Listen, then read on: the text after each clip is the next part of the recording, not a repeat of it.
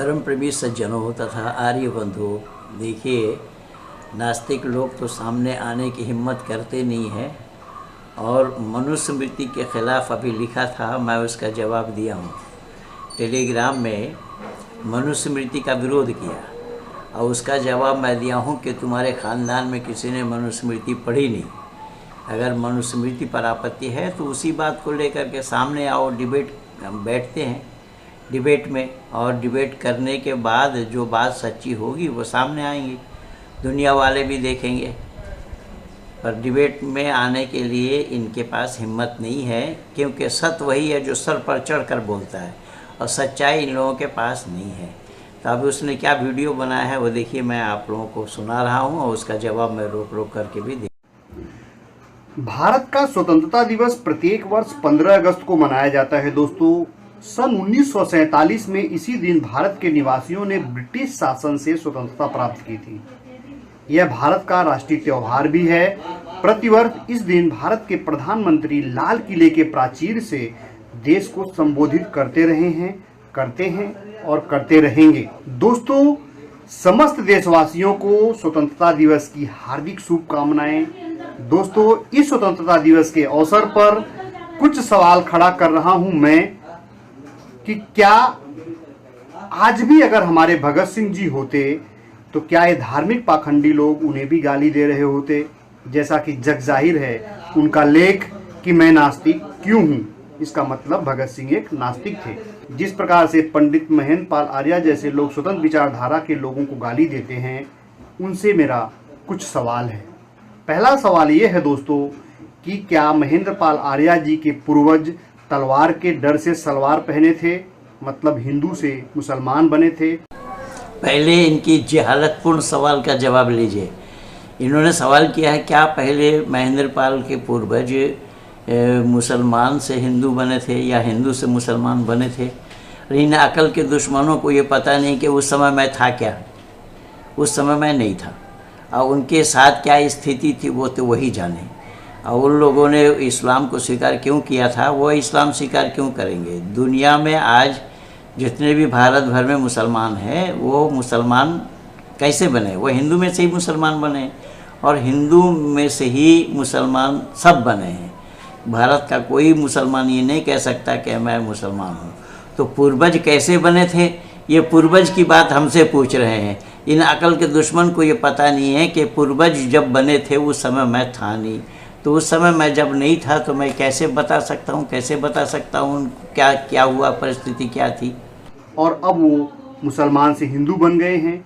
दूसरा सवाल है ये दोस्तों कि क्या मुसलमान बनने से पहले उनके पूर्वज पंडित थे, जो अब पंडित बनकर वो घूम रहे हैं, क्योंकि ऐसी व्यवस्था हमारे वर्ण व्यवस्था में नहीं है।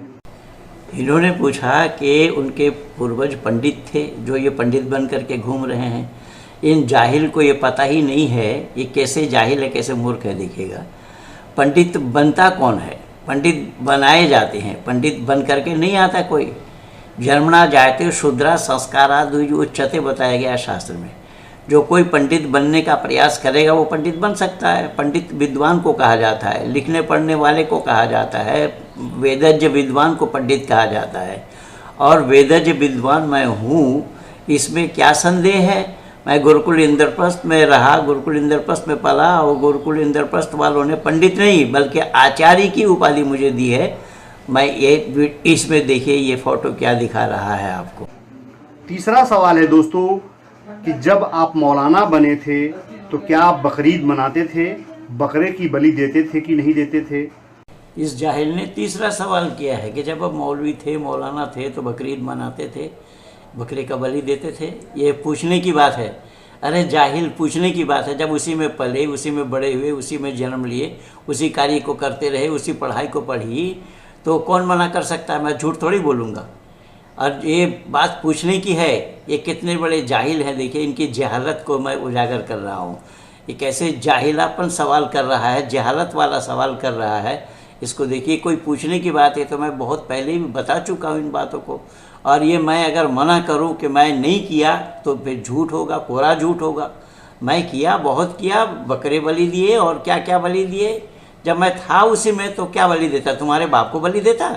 तुम्हारे बाप को बलि चढ़ाता, मैं उसी में था, वहाँ की जो प्रथा थी उसी पे अमल किया, उसी को कार्य किया। ये इनका तीसरा सवाल का जवाब है। कैसे मूर्खतापूर्ण सवाल इनकी है, देखिएगा। चौथा सवाल है दोस्तों कि यदि कोई मौलाना हिंदू बनना चाहे तो उसे सीधा पंडित बनाने के लिए कौन सा वैदिक तरीका अपनाया जाए या अपनाया जाना चाहिए या जाता है?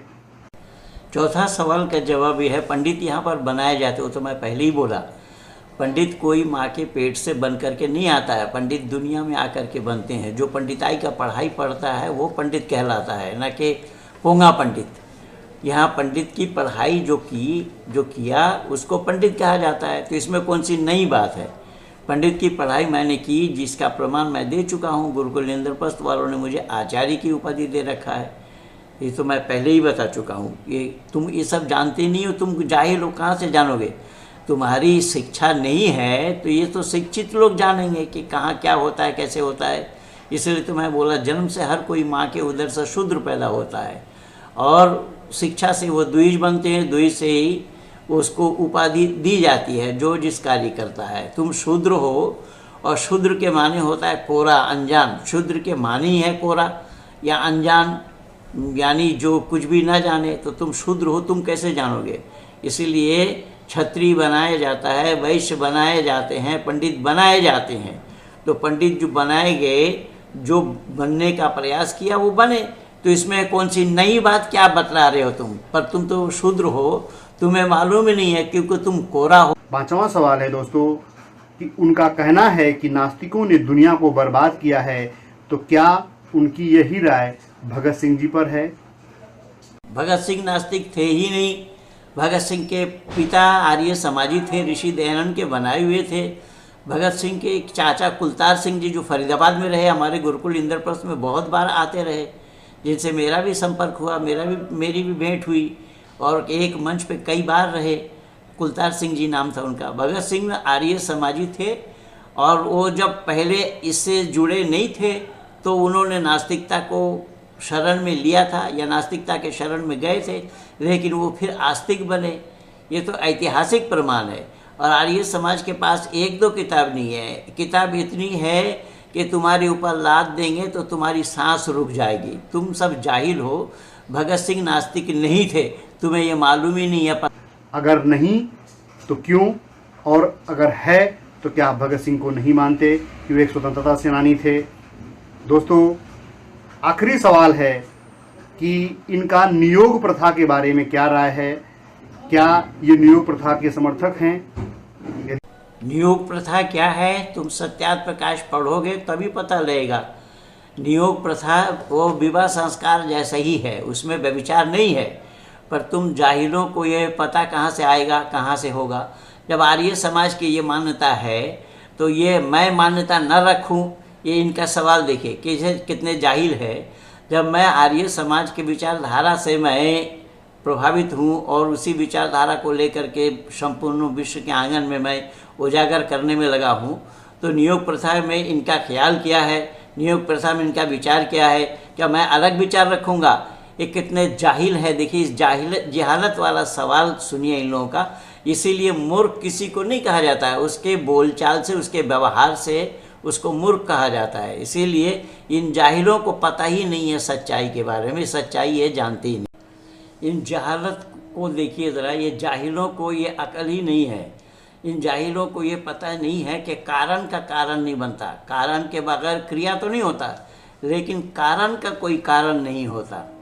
इसीलिए वैदिक संस्कृति में भी यही मान्यता है कि पूर्णमदा पूर्णमिदं पूर्णात् पूर्णमुदच्यते पूर्णस्य पूर्णमादाय पूर्णमेवावशिष्यते, कि पूर्ण वह है, पूर्ण यह है, पूर्ण से पूर्ण लेने पर भी पूर्ण बाकी रहता है।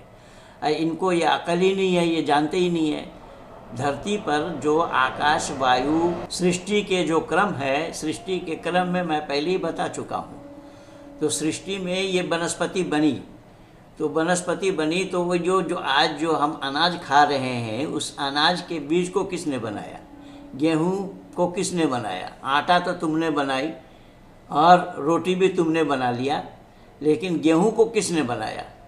तुम जाहिलों को ये पता है? तुम नास्तिकवाद को ये मालूम है? नास्तिकों को ये पता है, जानकारी है कि बीज के बगैर सामान का बनना, चीज़ों का बनना कैसे संभव होगा।